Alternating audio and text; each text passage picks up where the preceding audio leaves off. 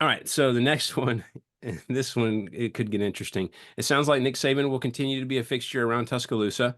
Will his constant presence be a help or a hindrance to incoming coach Kalen DeBoer? Josh, let's start with you first this time. What do you got? So this one's uh, I think this is going to be one that's probably one of the most speculated roles slash things talked about when you talk about Saban nowadays, or like going forward at Alabama. Um, I think it's in what Kalen said. He said, "Hey, I'll be stupid not to give him 100% access." He said, same thing with the old Bama players as well. He said, "Hey guys, come back. I want you to come back.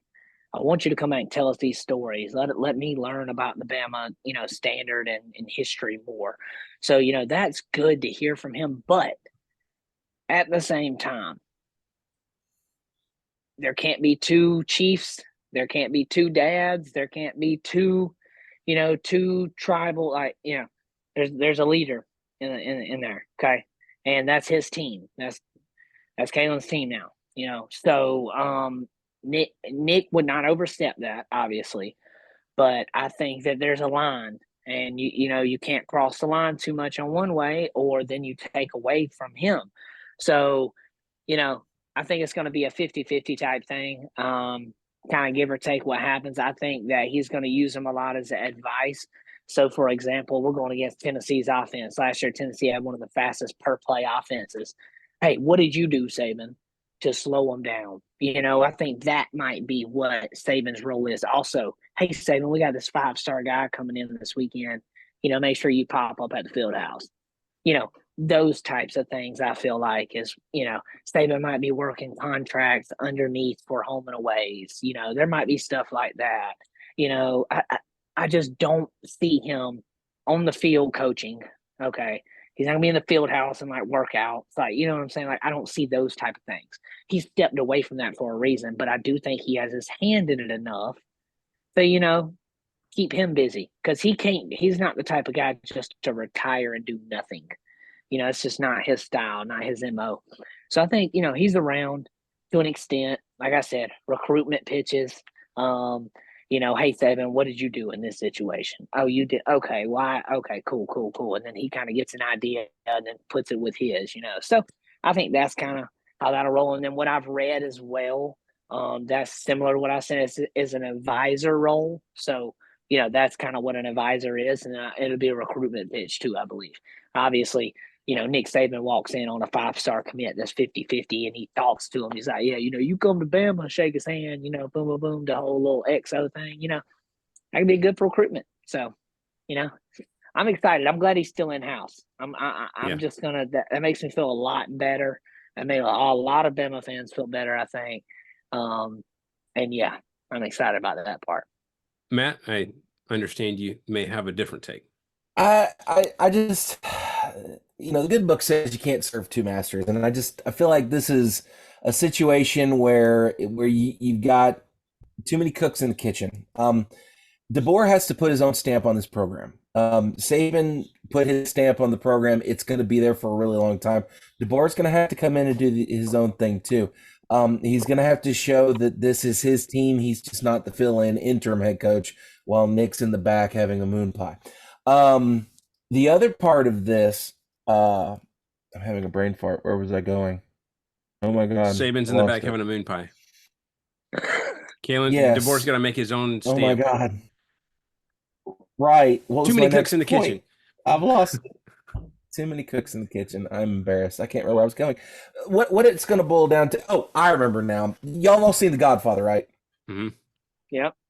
Okay, there. Yes, no. Yeah, Is yeah, there a yeah. pulse? Sorry, I said yes. I If didn't. you've Yeah. seen if you've seen The Godfather, then there's a scene at the near the tail end where the Godfather is officially retired. Retired. Michael Corleone's taken over, and all of the Godfather's old like second in commands and stuff are going to him saying, "Hey, what should we do about this? What can we do about that?" And he's saying, "No, no, no, go talk to him.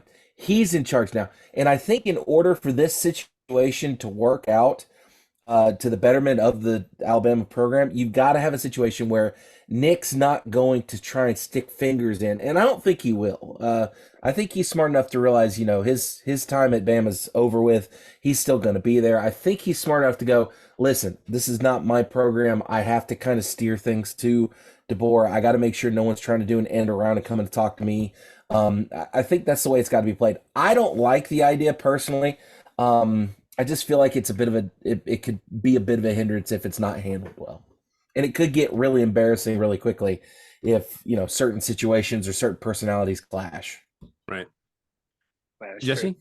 what do you think? Yeah, I think I agree with both of you. I don't think Nick will be the cause of any hindrance. I don't think he will try to overstep or control from the background. I think the thing that might cause some dissonance is the fan base, and the fact that if there's anything that's done that Kalen DeBoer does that we don't agree with, or he's not successful right away in a certain aspect that Nick Saban was, then they're immediately, and I say they, the Alabama fandom is immediately going to say, you need to go talk to Saban. You need to use him more. This wouldn't have happened.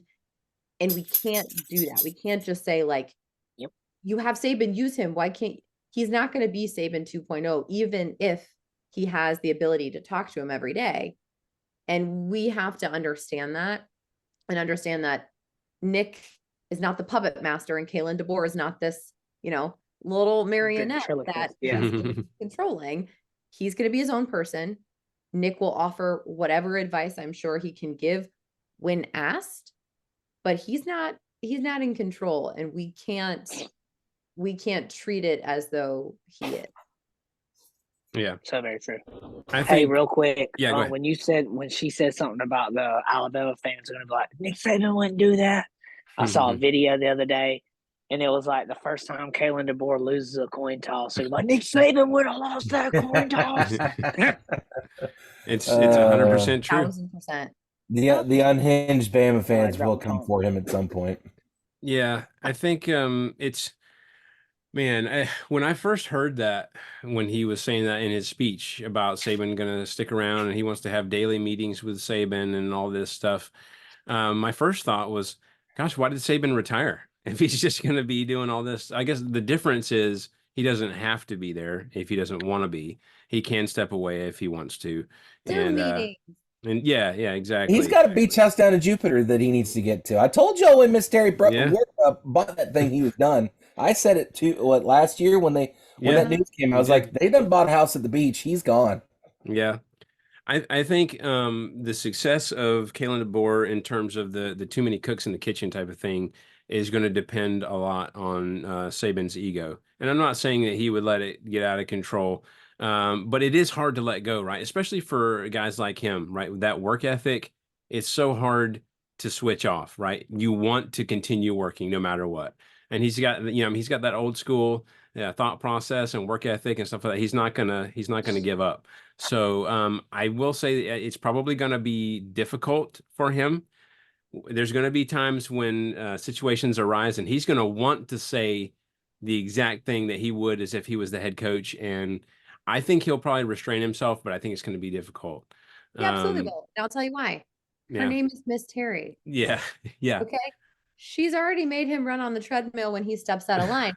I'm telling you. Yeah. Stay in line because he has to be home with her more. Right. Well, the one thing that I could see this going just askew would be if the two of them, meaning DeBoer and Saban, if they ever clashed on something. I have the feeling that most people in leadership would probably side with Saban on it, to be honest with you.